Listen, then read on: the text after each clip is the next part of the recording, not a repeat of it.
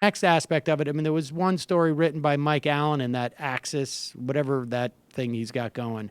I don't really, anything I read by Mike Allen, I think like has, I don't know, less than a grain of truth, but it's interesting to just to see what angle is coming out.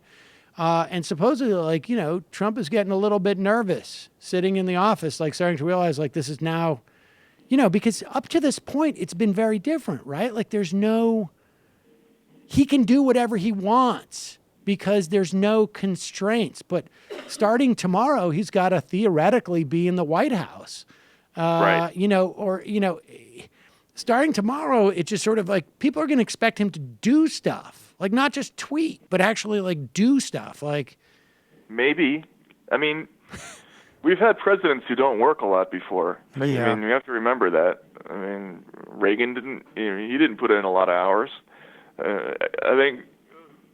I mean, there are two different ways to look at this. You know, again, it gets to the question of why does Trump even want to be president? You know, here's a guy who's been running all over the world, romping with models and playing golf, and you know, is a person who's had that schedule and has just done nothing but spend money and have sex for 40 years or whatever it is he going to want to have Jimmy Carter's job, you know, and Right. and go gray with stress within 10 minutes? I mean, that's not going to. But I don't think that the presidency is not going to be like that for Donald Trump. It's going to be more like it was for Reagan or for George Bush even. You know, I think you can do this job on a couple of hours a day. It's been demonstrated. And you know, Reagan didn't even really read. He didn't read briefings. He didn't do homework. He had people make videos for him if he had a difficult subject, so he wouldn't have to actually turn pages. So I think they can dumb down the job enough even for Donald Trump.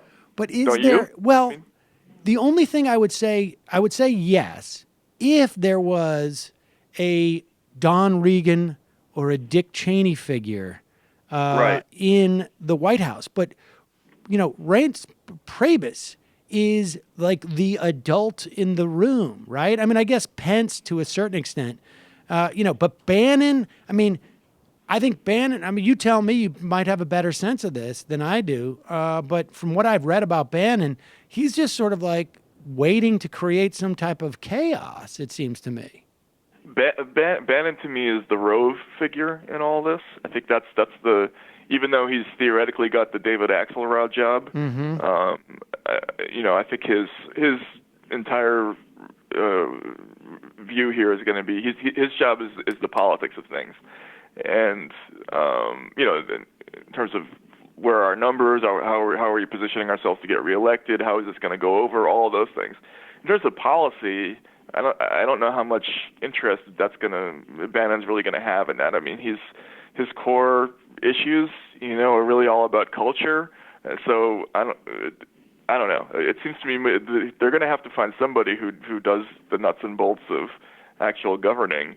Or maybe they won't. I mean, who knows? I mean, is there a precedent for the executive branch having, you know, basically pleading no contest to 99% of the issues that are going to come across their desk? It's just such a bizarre situation that we're in. We have no idea how it's going to work out. Yeah, there seems to be like, it seems to me that there's a vacuum there, right? And there's going to be multiple people trying to fill it. I mean, that's just my sort of like systems experience, you know, being in Right. any type of like, when there's a vacuum, you've got all these people who are coming in to try and fill it. I mean, for all I know, it could be like that Michael Cohen, the lawyer, you know what I mean? Or that Right, Boris, right. what's his name? Or, hey, it's Sam Seder. Why don't you subscribe to this channel? You can do so right over here. Over. Subscribe.